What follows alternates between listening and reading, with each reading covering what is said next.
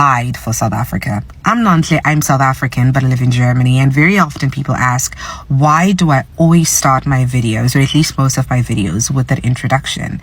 And my answer is always consistent. It's because I'm very proud to be South African. I am proudly South African. And I never want anybody to think that I live in Germany because I don't like South Africa. I love South Africa and I love being South African. And I live in a country where, Germany that is, where people are not proud of being German. They are not necessarily ashamed of being German. Most Germans are ashamed of German history.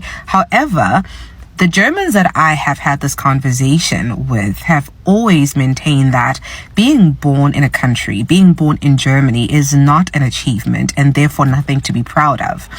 And for me, and I think I speak for a lot of South Africans, the reason we are so proud of being South African is because people fought for South Africa. People died for South Africa. People fought and they died for us, for me, to have the freedom that I have today. And that is also why South Africans are so protective of South Africa. South Africa has one of the best constitution, if not the best constitution in the world, that respects and protects human rights no matter who you are. That is why we are proud of South Africa. If I'm not mistaken, South Africa was also only the third country in the world to legalize gay marriage, because we protect everybody's human rights. That is why South Africans are so proud. First, we are very proud as people, and we are also very proud of being South African. It is because people to this day are still fighting for our country. They are fighting for our freedoms.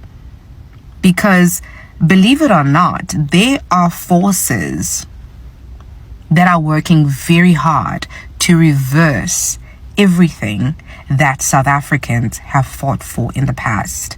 There are many forces that would love to see South Africa back where it was 40, 50, 60 years ago. That is why South Africans fight for South Africa. South Africa is also one of the only African countries and one of the few countries in the world that has real freedom of speech. We as South Africans, we can criticize our politicians, we can critique our leadership, we can call our president cupcake, we can tweet our ministers and other politicians, and we can say whatever that is on our mind without consequence, because we have freedom of speech. I can tell you that even Germany, in theory, has freedom of speech, but actually it's very limited. You say certain things that do not align with the values or with what everybody else believes here. And I'm not even going to speak about African countries, because you're going straight to jail, and sometimes you will disappear if you say something negative about your president or the government. That is why South Africans are so proud and so protective of South Africa. And that is why you cannot joke about South Africa. If South Africans are either joking or we are criticizing South Africa, we are criticizing our leadership, it is not an invitation to you as a non-South African to join in, because that's, for us, that is the only home that we have. And that is why we are proudly South African, and that's also why I will never stop saying I'm South African, but I live in Germany, because I need everybody to remember and to know that I am South African and very proud of it. And that is why South Africans protect South Africa. That is why you can kiki and you can laugh and we can joke around, but do not joke around about South Africa if you are not South African. They said that the food from the foreign-owned spaza shops is killing their children, is poisonous. But look at the grown men and grown women with their children busy stealing the same poison food. Just watch this.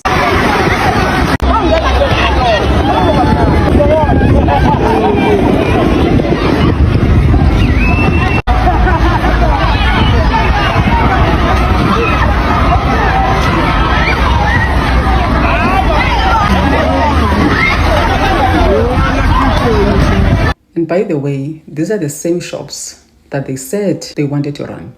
They loot the stock, they chase owners away, and when the shop closed, they marched to the government demanding that the government must give them money to buy stock and money to run the spaza shops because it is their right. Guys, business, it needs work, not matching. And if this food was really killing your children, then why are you stealing it? Maybe the food was never the problem. You wanted the business. But now that the foreigners, you're chasing them away, you still can't run the business. You are still crying to the government to help you. So what exactly is the problem? And that, my friend, is still part of the long view question. And this is Piwa, the gift that keeps giving. So I'm of the opinion that migrant labor are the slaves of the 21st century. And because we live in a capitalist society, corporations are dependent on migrant labor, unfortunately. I know that with all the people that have self-deported, there's a shortage of 19% in the workforce in Newcastle, in the factories there. 19% shortage. And these jobs have not been filled by South Africans. So therefore, a lot of people will argue, that South Africans don't want those jobs. And we need to ask the question, why is that? If there's a shortage of 19%, why are we not filling those jobs with South African people? So perhaps it's not such a simple, straightforward question, are foreigners taking our jobs?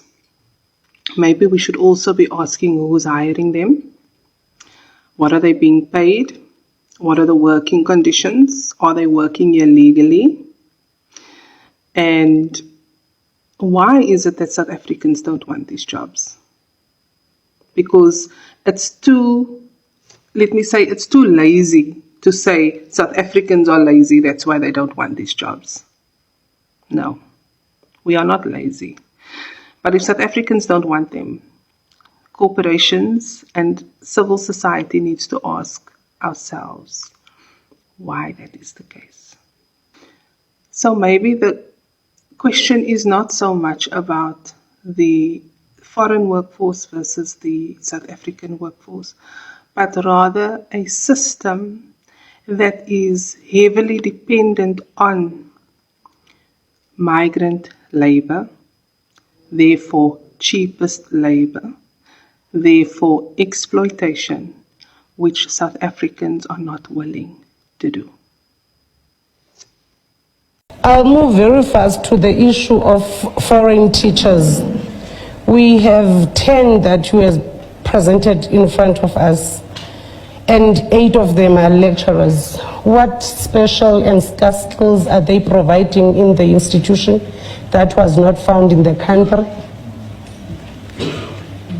Out of all 8, which special skills do they provide that was the scarce skill that you could not find in the country, that you had to go outside the country and get them? 8 are from Zimbabwe. Okay. Now, imagine rejecting knowledge because of a passport. You see that? And for context, what you just watched is a roughly 2.5 minute extract from a parliamentary proceeding that runs for almost 8 hours. So I'm responding specifically to this statement and the mindset expressed in the question. That is what I'm responding to, not the whole 8 hours. So before you ask me to play the whole video. By the way, this is Miss Yanga Govana. She's an ANC member of Parliament and a member of the Portfolio Committee on Higher Education. She's questioning why foreign lecturers, Zimbabweans, are teaching in South Africa. She asked, what special and scarce skills are these lecturers providing that cannot be found in South Africa. What special and scarce skills are they providing in the institution that was not found in the country? And if the law of the country says, before I hire you as a Nigerian, I have to make sure that there's no other South African that is qualified for the job. Is that the law? Right? That's the law. That's what the law says. In universities, in hospitals, in schools where they're supposed to be lecturers, in formal structures with municipalities and other places, South Africans are not getting jobs because they're given to other foreign nationals without following due process. Currently, even in Parliament, there's a huge uproar that you must see, that the parliamentarians have asked how many foreign nationals are in our universities. Because now what happens is, you come in, right, as a Nigerian, you get a good position at a university. So you head that department, and naturally, the next thing you start doing is recruiting other Nigerians to come to the university that you're working at without following due process. So this is now an inquiry in Parliament currently going on, because a lot of universities are hiring lecturers who are foreign nationals in a way that they shouldn't be hiring them, because they are South Africans who are qualified. You see, this is how mediocrity defends itself. Instead of asking, what can we learn? It asks, why isn't one of us doing it? You see that? Knowledge has no nationality.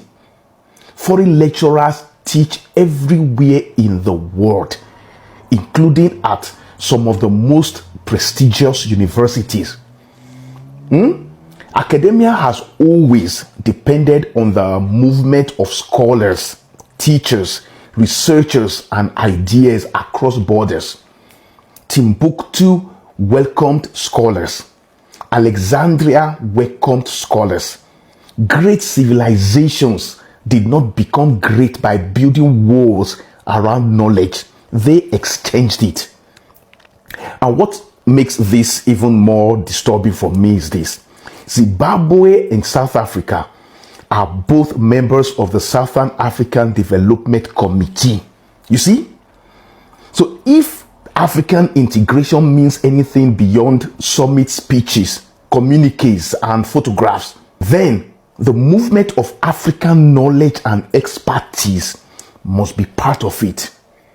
You see, a Zimbabwean lecturer teaching in South Africa should not have to justify their presence by possessing some extraordinary knowledge that no South African possesses.